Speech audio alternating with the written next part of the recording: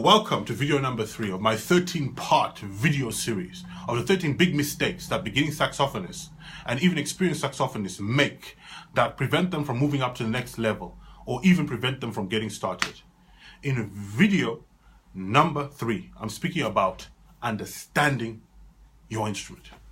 Now, this is a very important one, particularly for the saxophone, because strangely enough, it is certain idiosyncrasies or certain interesting little quirks that the saxophone has that makes it a very popular and very versatile instrument, which doesn't quite fit into many different areas. And here's the reason why.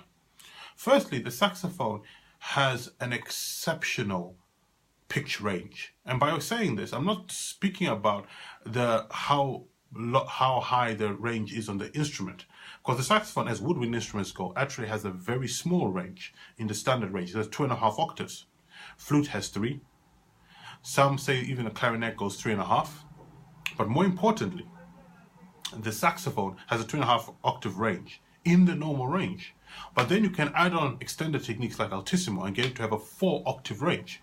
On top of that, the saxophone's pitch is highly variable. The saxophone is the only instrument which is closest to the human voice. It can produce a wide range of different sounds. In fact, sounds which, when I have heard them, you have to hear to believe. I really do believe that. I have heard one saxophonist with a sound which I personally did not believe could be produced on the saxophone. And this all comes to the fact that each of us have a unique voice, a unique timbre, and a unique way of playing, unique parts of our vocal cavity, which bring out interesting things in the instrument. Because the saxophone's pitch is highly variable, it's important to understand that this gives a lot of interesting problems in the instrument. So let's start with the basics. Understanding your saxophone. For one, the saxophone actually is made up of 3 different parts, right?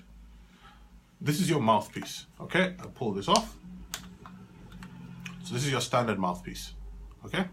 Next part of it is the crook. People call this the neck, but the correct name for it is actually the crook. Next is the saxophone itself. Now, the saxophone itself is made up of 2 big things. You have this conical tube, which is actually the most important part of which actually makes everything happen, and this is what gives us our very unique idiosyncrasies or quirks. And then you have the bell, where the sound is projected. Now, you will see that there's this key work mechanism going up and down the instrument. Now, this mechanism is extremely important because that's what allows us to play the instrument very well and allows us to keep everything functioning. It allows the holes to open and close in a particular sequence, which allows us to have the Western 12-octave scale. Now, here's the interesting thing about this. Because of this conical tube, conical meaning that it is shaped like a cone, the saxophone has many idiosyncrasies when it comes to intonation. One of the biggest problems with saxophone is actually getting the intonation right, because our intonation is very variable. In fact, to the point where we have the most variable intonation of any instrument. Second big problem with the conical tube, apart from intonation, is the fact that you can produce a huge and varied amount of sounds, some of which may cause you to believe that your saxophone is not working properly.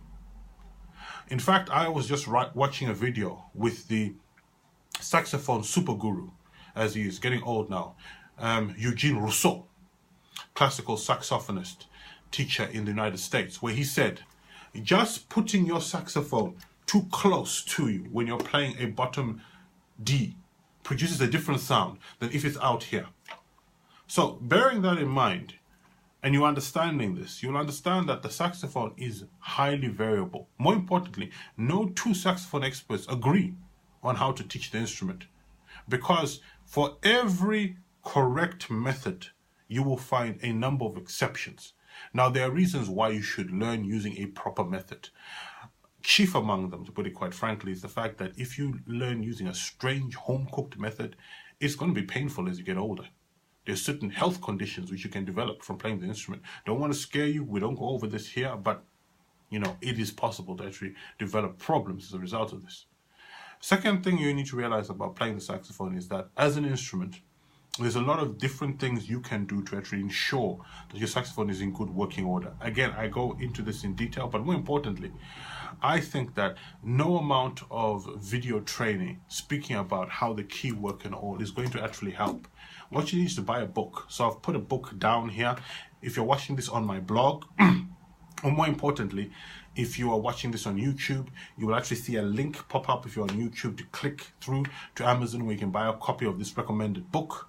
And this is the book I use whenever I have a problem with my saxophone. I refer to this book. I also refer to the website of this gentleman because he spends a lot of time checking saxophones and playing it.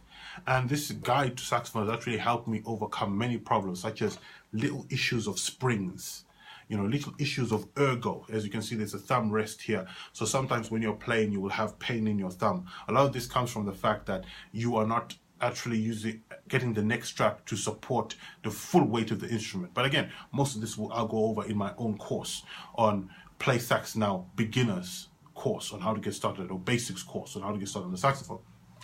Apart from that, you have the fact that the saxophone still needs to be maintained. It still needs to be cleaned out on a regular basis. Don't laugh. I have seen the saxophones of many a seasoned pro, and there's this green slime as you look inside. No, that's not good. Just regularly cleaning it out, swabbing it out with a cloth will actually help the saxophone go that extra mile. So, in understanding your instrument, here are the fundamentals, because I covered a lot in this video. Number one, because the saxophone has a conical bore, in other words, it has a cone. It starts thin here and it becomes fatter as it goes down. This means that the intonation and the range of pitches that the saxophone can make, literally, I believe, is only limited by your own imagination. As a result of that, you need to keep that in mind. Second thing, I've put a link in to the book about how the saxophone works. This is the book I use, many seasoned pros in. It's the only book you will actually do need. If you have a problem with your saxophone, if there's a spring missing or the rest, refer to the diagrams. You just touch it in place. Or this is easy, basic saxophone maintenance. Something like replacing your cork, which you'll probably do if you've been having a vintage model. This is something you can do yourself pretty easily. It also explains it in this book. Thirdly, it's important to understand that you need to keep your saxophone in good working order by making sure you clean it out after every practice. This means using a swab to swab through the instrument.